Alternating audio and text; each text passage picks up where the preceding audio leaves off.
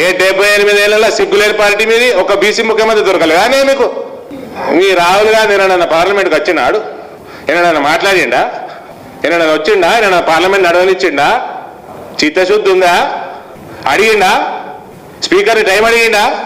కాళేశ్వరం మీద 2 ఏళ్ళు టైంపాస్ చేసిండు, కమిటీ చేసిండు, ఘోష్ కమిటీ రిపోర్ట్ ఇచ్చింది. కేసీఆర్ ఖాందాన్ మొత్తం బందిపోటులు దోసుక తినడానికి కాళేశ్వరం పెట్టిన ఆ రిపోర్ట్ లో యాక్షన్ ఏది? 2 ఏళ్ళు ఏం బీకినట్టు 2 ఏళ్ళు ఏం బీకిరు కాంగ్రెస్ వాడు? సిబిఐ చేసే పని సిబిఐ, నువ్వు నేను ప్రశ్నించడానికి సిబిఐ ప్రశ్నించడం మనం లేమిడ. ఈ కార్ల కేటీఆర్ ఏమేడు? ఎందుకు బేకార్ అయింది ఈ కార్? కవిత రిజిగ్నేషన్ యాక్సెప్ట్ చేసిర్రా? కవిత రిజిగ్నేషన్ యాక్సెప్ట్ చేయడం ఎన్ని రోజులు పడుతుంది? స్పీకర్ ఫార్మాట్ ఇయలేదా? ఏంది దోస్తానో ఏం ములాఖాత్ ఏంది? స్థానికుల జీఎస్టీ స్కామ్ ఉన్నది అన్నాడు, హరీష్ రావు పాల వ్యాపారం చేసిండు అన్నాడు, ఏమాయ్ వాటా వచ్చిందా? ఇక్కడ సూర్యుడు ఒడిచేది అక్కడ ఒడిచినా సరే నేను 4000 ఇస్తా పెన్షన్ అన్నాడు.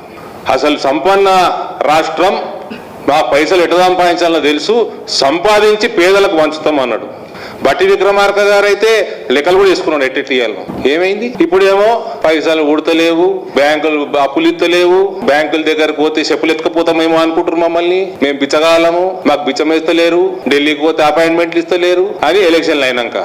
ఇవన్నీ దొంగతనాలు, దిక్కుమాలిన దద్దమ పాలన కప్పిపుచ్చుకోవడానికి బ్యాక్వర్డ్ క్లాసెస్ యొక్క ఆత్మ గౌరవంతో ఆటలాడుతున్నాడు రేవంత్. జయలలిత మీ కాంగ్రెస్ ప్రభుత్వాన్ని వంగబెట్టి తెచ్చుకున్నాం రాష్ట్రానికి రిజర్వేషన్. సుప్రీం కోర్టుకి విరుద్ధంగా అనేక రాష్ట్రాలు ట్రై చేసినాయి. నువ్వు లీగల్ గా నీకు అడ్వైజ్ లేదు, నీకు గవర్నెన్స్ మీద అడ్వైజ్ లేదు, నీకు గవర్నెన్స్ లేదు, చాతగాని పాలన దద్దమ్మ పాలన చేస్తున్నావు. నువ్వు మహిళల్ని మోసం చేస్తీవి, నువ్వు రైతుల్ని మోసం చేస్తీవి, నువ్వు ఎన్ఆర్ఎల్ని నట్టేట ముంచుతీవి, నువ్వు యువతనంతా నాశనం చేస్తీవి, నువ్వు మొత్తం కల్వకుట్ల కుటుంబంతో ములాఖాతై ప్యాకేజీలు తీసుకొని యాక్షన్లు తీసుకోవు. అసలు నువ్వేం బీకినావు? 2 ఏళ్ళు అంటున్నా నేను. 2 ఏళ్ల కిందనే పెట్టనుంటివి మరి సిబిఐకి. ఆయన టైం ఎందుకు వేస్ట్ చేసినావు? ఆయన పీసీ ఘోష్ టైం నీకు ములాఖాత్ చేసుకొని పీసీ కోసం వాడుకున్నావా? నీ ప్యాకేజ్ పెంచుకోవడానికి వాడుకున్నావా? ఈ కార్ ఏమైంది? ఫోన్ ట్యాపింగ్ ఏమైంది? కవిత రిజిగ్నేషన్ ఏమైంది?